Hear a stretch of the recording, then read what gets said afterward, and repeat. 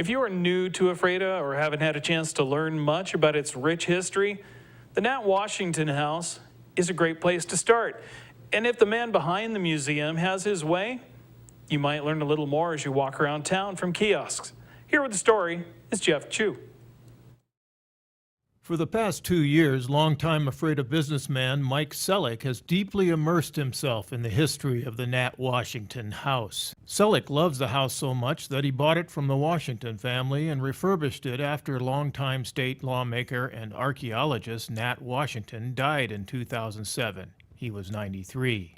Selleck owns an athletic club and sporting goods shop on Basin Street across the alley from the Nat Washington House on C Street. He made the 3,200 square foot 1910 Sears home a public gathering place and focal point for area history. The house, which is right across the street from the Grant County Courthouse, is a tribute to the memory of Washington, who Selleck befriended in the 1970s. At the time, I just bought the club in 1976, and he would run to the high school and back, and he would stand out back of the club, and he would stretch, and he would sit there and he'd talk to me, and I was just always fascinated with the guy because he was so friendly, and he would talk to anybody, yet he was this famous senator, and that's how I got to talk to him. And throughout, when I'd see him now and then, I always just fell in love with the house here, and like everybody else, everybody loved this house.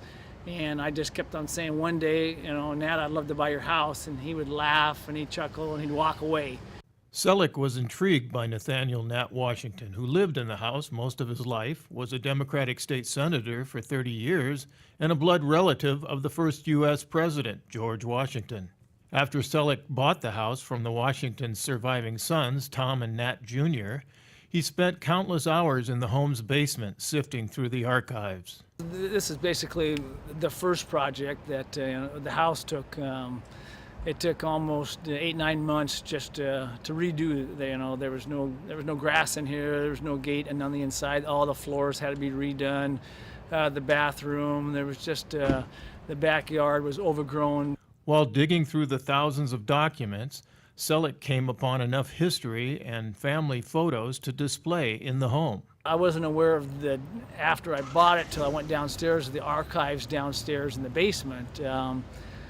I did not know that Nat Washington was related to George Washington. They just had boxes of stuff